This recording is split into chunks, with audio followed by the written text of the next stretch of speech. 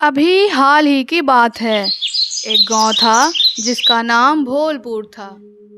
उस गांव के सारे लोग हंसी खुशी अपना जीवन बिता रहे थे। उसी गांव में एक तांत्रिक भी रहता था जो सभी के घर जा जाकर पैसे मांगा करता था और अंधविश्वास की बातें बोलकर सबको डराया करता था। वह झाड़ फूक करके लोगों से पैसे लिया करता था, लेकिन कुछ दिनों से उसका धंधा ठीक ठाक नहीं चल रहा था, क्योंकि जब वह लोगों के घर जाता तो लोग उसे पैसे नहीं देते थे और भगा दिया करते थे। एक दिन वो अपनी कुटिया में बैठा यह सोच रहा था कि अगर ऐसे ही चलता रहा तो वह दिन दूर नहीं जब उसके पास खाने के लिए कुछ भी नहीं बचेगा।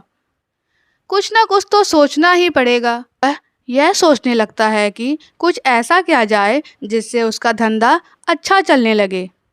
फिर वो अपना मोबाइल निकालता है और न्यूज़ में देखता है सर्बियन डांसिंग लेडी का। तो उसे विचार आता है कि क्यों ना वो झूठ का लड़की का कपड़ा पहनकर लोगों को डराए और फिर उससे पैसा कमाया जाए। वो ऐसा ही करता है। रात होती है, वो चुड़ैलों वाला कपड़ा पहन लेता है और गांव की ओर जाने लगता है। वो देखता है कि रामू खेत से अपने घर जा रहा है। वो उसके सामने आ जाता है और अपने दोनों हाथ फैलाकर नाचने लगता है। राजू पहले ध्यान से देखता है और फिर वो देखता है कि ये तो कोई आम औरत नहीं बल्कि एक चुड़ैल है। वो जल्दी से अपने घर की ओर दौड़ता है और घर पहुंचकर जल्दी से दरवाज़ा लगाता है और डर से कांपने लगता है। तभी उसकी बीवी आती है और कहती है, क्या हुआ जी, आप इतना हाफ क्यों रहे हो? क्या बात है, इतने डरे डरे से क्यों लग रहे हो? तो राजू कहता है, मैंने अभी अभी एक डांस करने वाली चुड़ैल को देखा। मैंने उससे पूछा कि कौन है वहाँ, तो वो मेरे पीछे भागने लगी। अपने गांव में एक चुड़ैल आ गई है। ये सारी बात वो तांत्रिक दरवाजे पर रहकर सुन रहा होता है और कहता है, चलो एक मुर्गा तो फंसा। फिर अगली सुबह वो तांत्रिक राजू के घर आता है और कहता है, तेरे घर पर चुड़ैल का साया है। अगर तुम इससे बचना चाहते हो तो तुम्हें यह तावीज़ पहनना पड़ेगा। तो राजू सोचता है, ये बाबा तो सच बोल रहा है और मैंने इसे कुछ बताया भी नहीं है, तो इसे कैसे पता चला कि मेरे साथ ऐसा हो रहा है? तो राजू को तांत्रिक की बातों पर विश्वास होने लगता है और वो तांत्रिक के पास जाता है और वो ताबीज़ ले लेता है।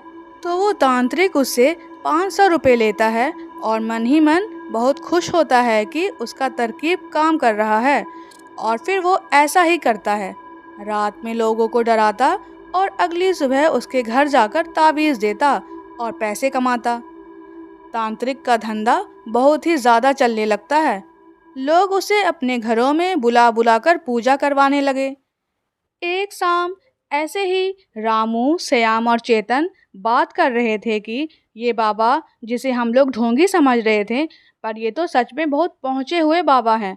हमारे गांव पर जो चुड़ैल का साया आया हुआ है, बाबा हमें उसे बचा रहे हैं। तो चेतन कहता है, ऐसा वैसा कुछ नहीं है, ये चुड़ैल वुड़ैल कुछ नहीं होती, मुझे तो अब तक नहीं दिखी। और ये सब बातें पीछे खड़ा खड़ा तांत्रिक सुन रहा होता है और मन ही मन सोचता है, अच्छा तो बस ये चेतन ही गांव में बच गया है जिसे मैंने अभी तक डराया नहीं है। और फिर वो रात का इंतजार करने लगता है।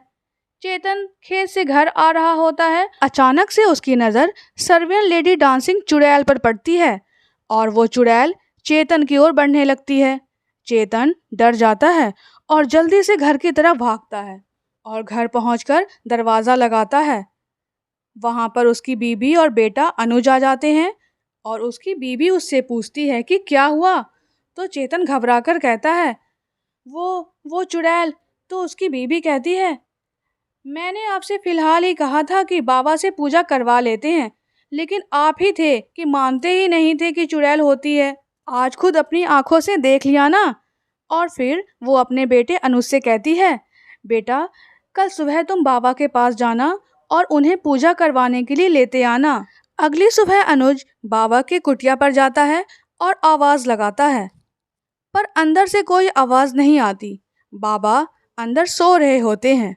अनुज अंदर चला जाता है और देखता है कि जो चुड़ैल गांव के लोगों को डराया करती थी वो तो कोई चुड़ैल है ही नहीं, बल्कि चुड़ैल वाला कॉस्ट्यूम है। तब अनुज जल्दी से अपने घर की तरफ जाता है और घर पहुंचकर अपने पापा और मम्मी को सारी बातें बताता है, तो उन्हें सारी बातें समझ में आ जाती है। गांव के लोगों को लेकर चेतन तांत्रिक के कुटिया की ओर जाता है और बाबा को चुड़ैल के कॉस्ट्यूम के साथ पकड़ लेता है और बाबा से पूछता है कि तुम ऐसा क्यों करते थे, गांव के लोगों को क्यों डराया करते थे। तो तांत्रिक कहता है, मुझे माफ़ कर दो, मेरा धंधा नहीं चल रहा था, इसलिए मैंने ये तरकीब सोचा था कि गांव वालों को डराकर उनसे पैसे लिया जाए। तब गांव वाले पुलिस को बुला लेते हैं और पुलिस बाबा को गिरफ्तार कर लेती है। तब चेतन कहता है, मैं तो हमेशा ही कहता था यह एक अंधविश्वास है और कुछ नहीं। इस कहानी से हमें यह सीख मिलती है कि हमें अंधविश्वास पर विश्वास नहीं करना चाहिए।